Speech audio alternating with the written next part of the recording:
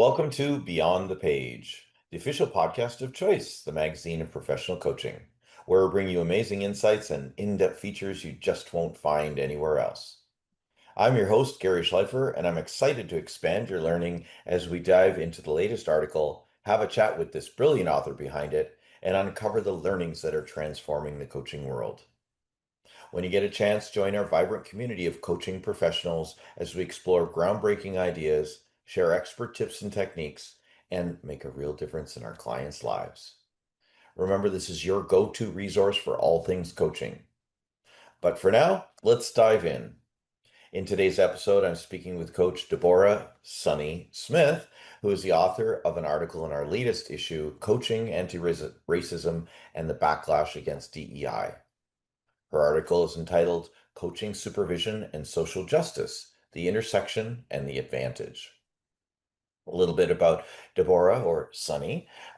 She has is a PCC. She has an MS, a JD, an LLM, and just a broad background with various professional experience, including business, education, healthcare, law, entertainment, and the arts. Early in her coaching career, she earned certifications in the Team Advantage Coaching, Emotional Intelligence 2.0, and Conversational Intelligence. Today, her coaching style integrates further certification in liberatory coaching, South African Ubuntu coaching, and coaching supervision, with a capital V in the middle. Sunni also leads coaching expertise to the Center for Creative Leadership, the Ariel Group, A-Plan Coaching, Coaching for Social Justice, and creating futures that work, including its science-based, arts-based experimental leadership system. Thank you so much for joining me today. Don't know how you fit it in with everything you do, but we're glad you're here and we're thrilled that you wrote for us. Thanks so much, Sunni. You're welcome and thank you. It's part of being of service. That's why I became a coach. Well said, well said. So why'd you decide to write it this time? I know the topic is intriguing and it sounds like it matched with the theme of the issue. You've written for us before too, so thank you for coming back. Well, I do read the magazine, and you definitely have a real special place in my literature review on a regular Oh, thank basis. you. Thank you. Well, Mhm. one of the things was I was rereading the article that would be of interest to our listeners is the Sure. definition of supervision and the Mhm. definition of social justice. And how would you define? I know you talked about it in the article, but for our listeners. Well, you hear a lot about this concept of safe space. Hmm. And a lot of organizations, including ICF, the European Organization for Coaching, regard supervision as providing a safe space for reflective discussion and dialogue to support the coach's developmental and professional practice, to refine and to enhance that, and which is one of the reasons why I came into supervision itself. However, when you look to actually define safe space, that's an individual, very particularly personal, often definition. What's safe for you, Gary, may not feel safe for me. And it's very challenging, not impossible, but challenging to provide a container that is absolutely safe for everyone because we all have such different lived experiences. And that's one of the things that I love about supervision because it sort of takes the top off of coaching in the sense that it allows for a lot more creativity, adjustment, um, to the interaction of a group, especially group supervision situation. Social justice means the equity and opportunity for everyone, and it focuses also on equal rights. And that also is a pretty individual interpretation. So that's one of the reasons why I came to this thought that the two intersected so well together. It's integrating systemic power and also integrating group dynamics. And we're looking to achieve a balance in well being and in fulfillment in coaching. And so those two things were very, very parallel. Yeah. Well, thank you. And thank you for just kind of going through that with us again. I was fortunate enough to be in a group supervision last year, and it was an amazing experience. And what I would add on that, I'm sure you know this as well, is that the contribution of your peers and the examples of what their personal journey is in the safe space or supervision realm was great. Exactly. Exactly.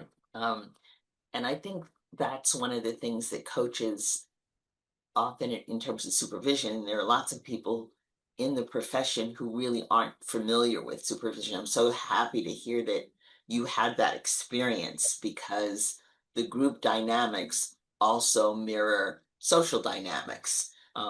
This goes on in almost every situation, whether it's an organization or even a one-on-one coaching situation. I've coached other people who, for me personally and professionally, I felt I needed to give a lot of deference to. Um, and that creates a whole different dynamic. But I think the place where we can dispel all of this hierarchy is in coaching, especially, that we can become human beings and not human doers.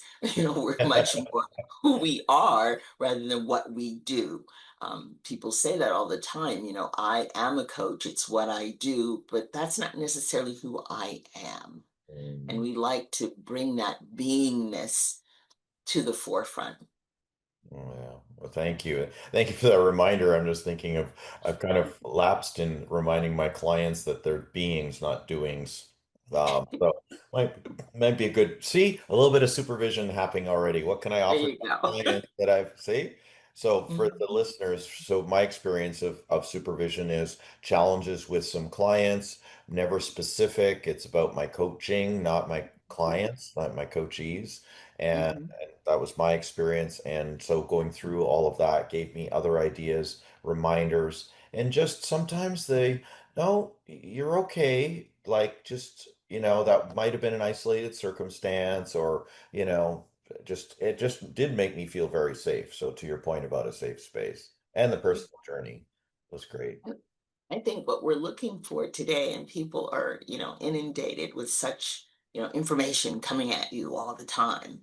And we're looking for innovation. And this is where innovation really begins because we have to kind of let go of maybe traditional ways we looked at things if we're going to move into a really innovative realm, examining things, discovering things. And again, I think coaching can lead the way in terms of innovation because that's what we do. We're constantly inquiring, questioning, and looking forward, giving forward movement instead of, I call it feed forward instead of feedback. Yeah, fall forward.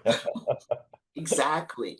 So Yeah. this integration of diverse perspectives, and that's the other reason I thought maybe my article fit into your focus for this particular issue because we're so wrapped up in what we're hearing in the news and DEI is bad. I mean, I've gone through different iterations professionally where even the word diversity became a dirty word. Mm. Now people don't even want to talk about it or say it. And it's really unfortunate because words are so powerful and they shape our world. Yeah, very much. Yes. And certain people's words shape the world, which is kind of why I did this issue the way I did. Bold and just speaking the elephant in the room.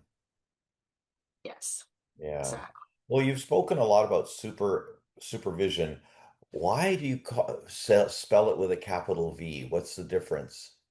Well, one of the things or the metaphors that I used in the article had to do with um, sight, and people understand when you need glasses, whether you're nearsighted or farsighted, how it corrects your vision. Mhm. And that really brought home to me what's really been happening around this concept of difference and diversity. Um, there's cognitive diversity, there's all kinds of diversity, and to focus only on ethical, I'm sorry, ethnic or cultural diversity is kind of short-sighted. I Mhm. mean, we bring so much as individuals to situations, and coaching supervision provides a structure and a process, whereas social justice brings the purpose and the passion. And the two together is an adjustment in how you see the world, how you see everything around us. When I talk to people about joining coaching supervision and the groups that I belong to, they go, well, I don't know if I have social justice really doesn't come up, you know. I said, well, you tell me the most recent coaching situation that you've had.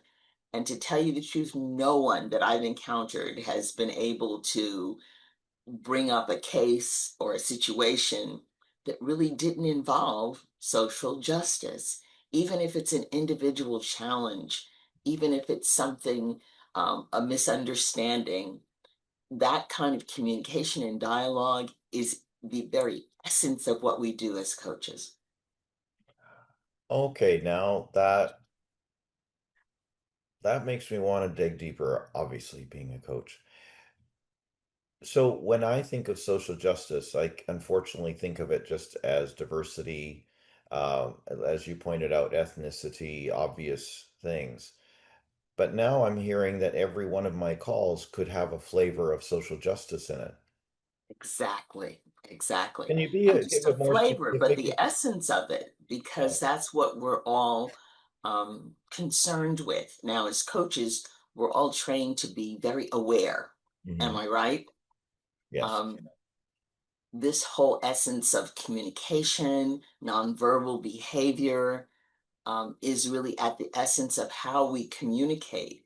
And if you think about it, you know, even as a coach, there are things that bring to fore for us that make us uncomfortable.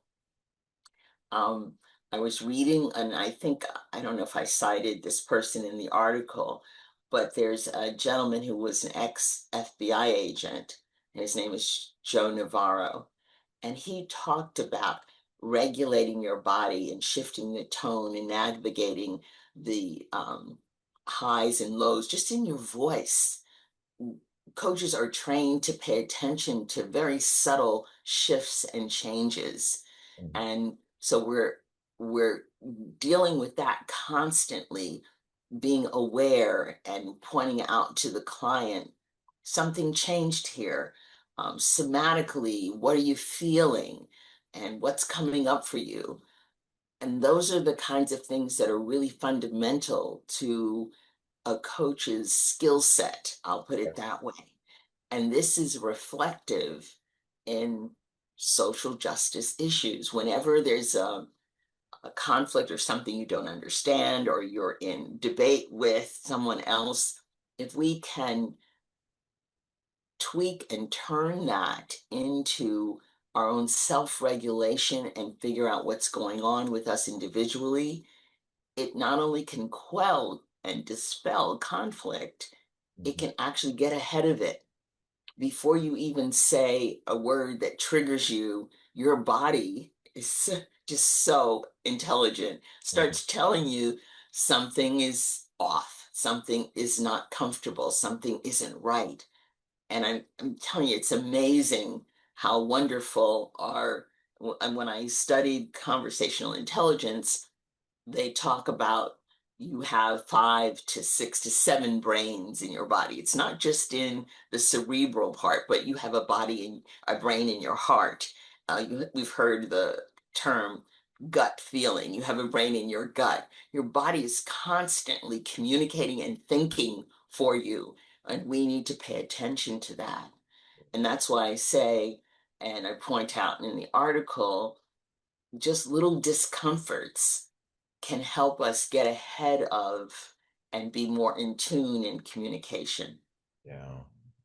Wow, thank you for pointing that out. I'm going to be more aware now. We're doing supervision right now, aren't we? It's a little bit of Absolutely. So again, you're observation. using those supervision skills in every single session that you have as a coach, whether it's group or individual.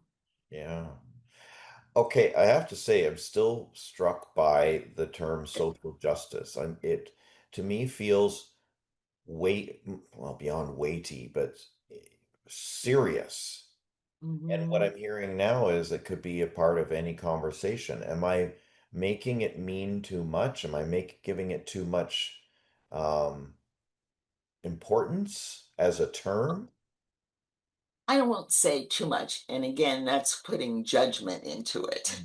And The and antithesis, we yeah. stay away from judgment as coaches, but it is putting a different emphasis on it. I point out in the article throughout history, there have been social justice movements that have come to the fore, whether it's a civil rights movement, um, whether it has to do with liberation, colonialism, whatever in history. And as a matter of fact, that's going on right now today.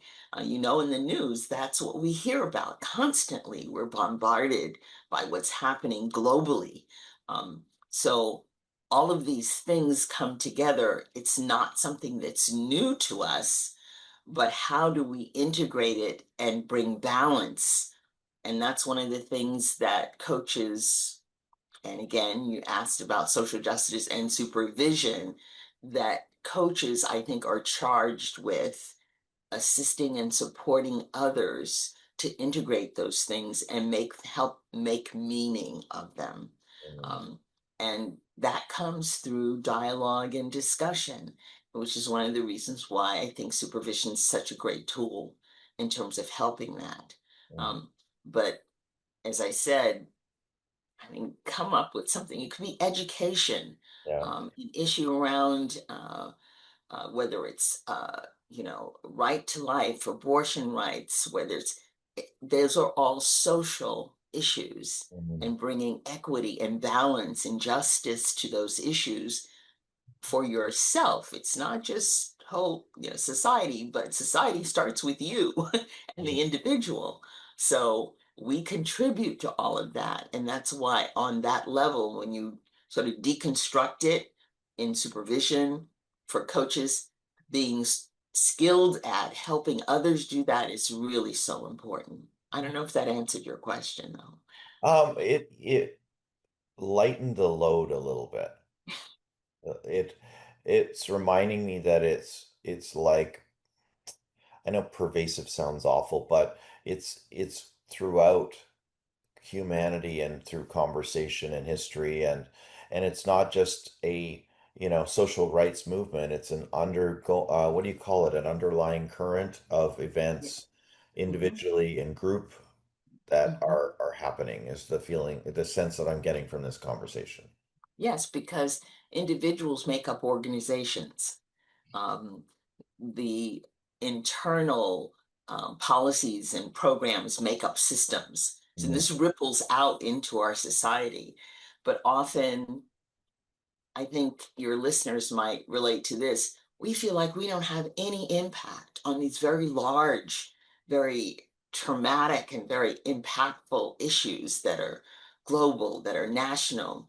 But we do have a chance, we have an opportunity to have an impact on the conversation at the dinner table at Right. Thanksgiving. We can make that conversation, that discussion, a win-win rather than a win-lose. Mm, See what I'm saying? And I really do believe that that ripples out from your nuclear discussion to your group, to your organization, to society.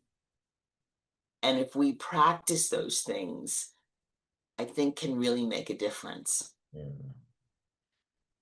Wow, no kidding. So, what would be the next step for a coach? Supervision, social justice training, or supervision and social justice training? Well, Just, it depends on the person, and I think either one of those routes.